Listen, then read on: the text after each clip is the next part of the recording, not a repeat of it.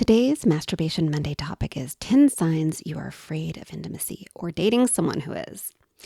I often ask myself, how did I get here?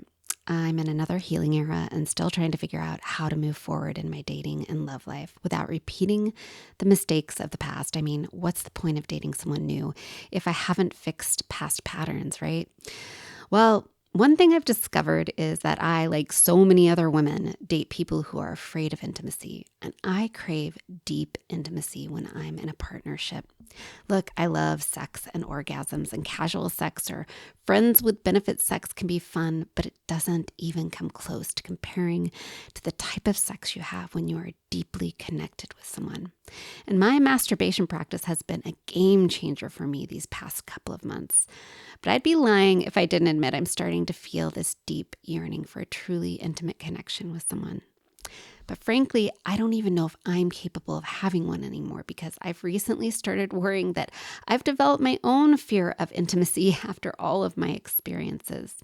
Now, this concern had me turning to the dating experts and research in an effort to figure out first if I'm truly developing a fear of intimacy so I can deal with it. And second, in the future, I want to be able to identify if someone I'm considering dating has a fear of intimacy before I let myself deeply invest in them. So, if you think you might have a fear of intimacy that's holding you back from having the type of relationship or sex you want, grab your coffee and get ready for the top 10 expert-backed signs that you're afraid of intimacy. I'm not going to lie, some of them surprised me. So, let's get ready to talk about intimacy. Cheers. Okay, let's just dive right into what the sex and relationship therapists are saying are the top 10 signs you have a fear of intimacy that is holding you back from having good relationships and great sex. Number 1, you prioritize everything except for your relationship. You are a hard worker. You work all of the time. You are the best employee because you've got to bring home the money. You are the best mom or dad, and your kids always come first, no matter what. And you are committed to all of these extracurricular activities. You volunteer. You are a part of a sports league.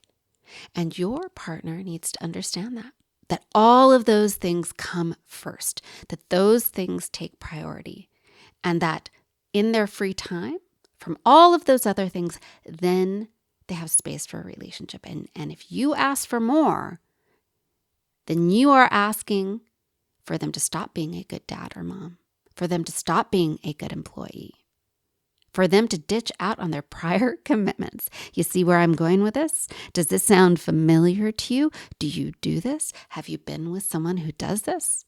Now, if you're in relationship with this person, you're like, whoa, I'd be an asshole if I asked them to take time away from their kids or time away from work or from, working in the soup kitchen just because I need more connection, just because I need more intimacy. It's such a effective strategy to hold love at bay. Number 2, you are a perfectionist. You do everything perfectly and you want everything done just so. Your life is regimented, you are disciplined, and you need a partner who can live up to that. Your constant need for everything to be flawless spills over into your relationship. And so that person that you found to be perfect when you started dating them very quickly becomes imperfect. And you start nitpicking them. You start seeing flaw in their actions, and it creates dissatisfaction in a relationship because who can open up to someone who's picking them apart and telling them how they should be doing things better or how they're not doing things well enough? Number 3, you sabotage relationships. This one I felt was just obvious, but then I thought to myself, well, how would somebody even know if they're sabotaging a relationship? Because I think most people don't know when they are sabotaging a relationship. So here are some things people do to sabotage relationships.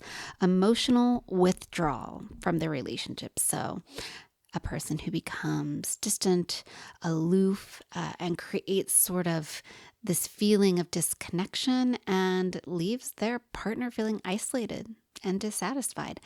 Manipulation tactics, guilt tripping, gaslighting, or playing mind games to control and undermine their partner's feelings and emotions. Infidelity. Now, this one is interesting because, well, yes, it could be cheating. Emotional infidelity really ranks high on sabotaging behaviors, meaning you are talking to someone else about your relationship in sort of unkind ways, telling them things that your partner wouldn't be comfortable with, creating this emotional bond with someone else in place of creating that bond with your partner.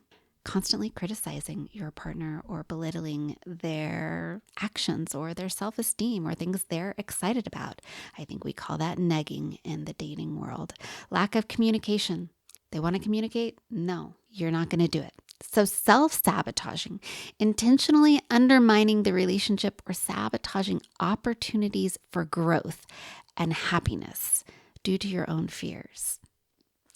Refusal to compromise. No compromise. So either the person has to agree with you or that's it.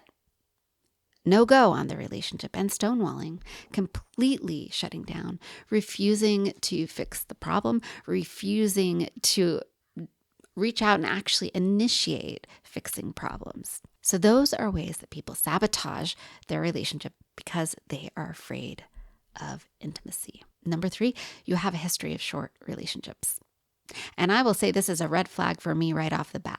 If I'm going to be dating someone at my age and they have never had a long-term relationship, it's a red flag. But if you are over the age of 35 and dating, over the age of 40 and dating, you're likely dating someone who's come out of a divorce. So how does this apply in those situations? Well, you look at their dating history since their divorce, and you can even ask them about their dating behavior prior to whatever their marriage was. But even more helpful, according to the experts, you can look at their friendships. So even in their friendships, they don't tend to have really deep friendships. They have acquaintances, but not like really deep bonds with other people. And so there's another way to kind of look at like their ability to connect or your own ability to connect. This is something that you do. Look at your friendship group around you. Look at your dating patterns. If you are out of a marriage, start looking at what happened before and now how are you treating dating? Number 5 is you have a difficulty expressing feelings. And it's not just expressing feelings. You have a hard time accessing your feelings and then articulating them to someone else, which hinders your ability to communicate with your partner and connect with your partner. Now, this can stem sometimes just simply from lack of self-awareness, which is frustrating as hell because we should all be working on being more self-aware. And it also can result from childhood trauma. So how does this manifest? How can you tell if you're doing it or your partner is doing it? First of all, you will feel uncomfortable when they're asking you about your feelings. And instead of telling them about your feelings, you will either resort to silence or really vague responses. You keep them in the gray.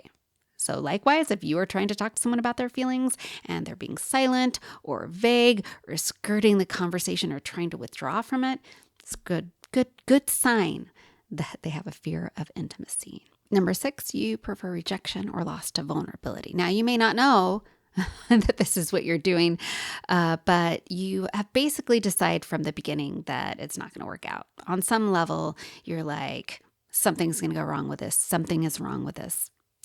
And so instead of allowing yourself to be vulnerable, allowing yourself to love and let go and be present and really go all in on the relationship, you start using it as a defense mechanism to protect yourself and the pain of losing a partner that you love. So this is where you start doing the sabotaging behaviors. This is where you start pulling away. This is where you start doing things to destroy the relationship from the inside out.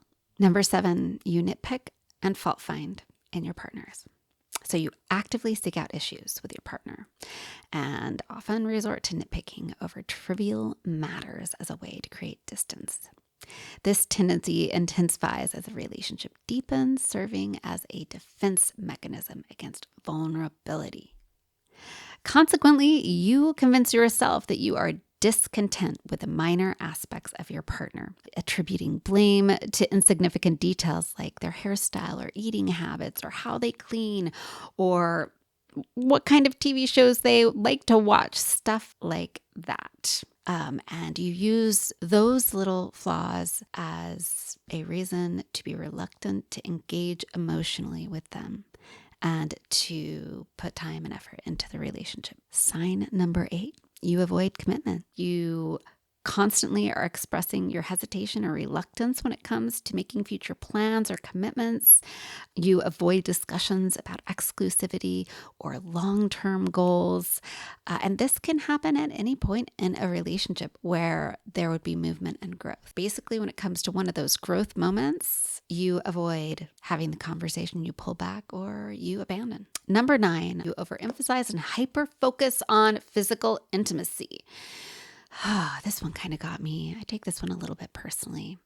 Basically, people who are afraid of emotional intimacy rely heavily on physical closeness as a means of connection. While you might demonstrate comfort and enthusiasm for sex and cuddling and kissing, you struggle to maintain emotional intimacy in a relationship. In fact, if you are fixated on physical intimacy and sex, you may be using it as a substitute for emotional connection. It's a way to distract from deeper emotional issues and being truly vulnerable with somebody. Number 10, our final one, you are secretive about your true feelings. Now, this could be that you are secretive about having big feelings of love, where you downplay them and hide them.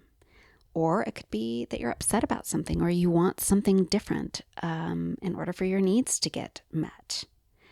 But instead of verbalizing them and being clear about them, you are quiet and engage in passive-aggressive behavior. So passive-aggressive behavior. And basically, some of the reasons why people are secretive about things, who are afraid of intimacy, is they are afraid that if they verbalize them, they won't be able to manage expectations. Someone will want more from them than they're ready to give. They want expectations to stay low and manageable. And the result of this, when this happens in a relationship that is allowed to go on and on, is that you can end up being with someone for a very long time and still feel like you are strangers, at least in some capacity, because your intimacy is basically superficial. How sad.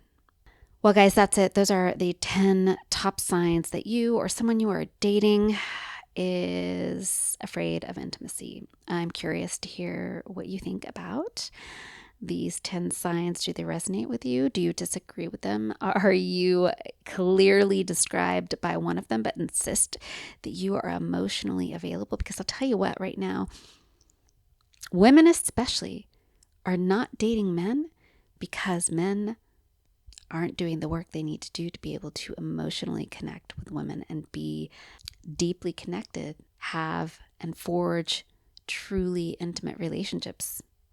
Obviously, the next step to this is discovering what to do now that you know that you're afraid of intimacy. How do you heal that so that you can have the kind of relationship and sex that you want and deserve?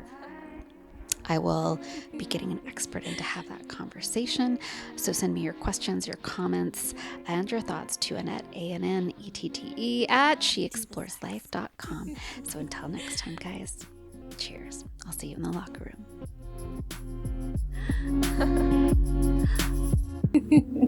Ring.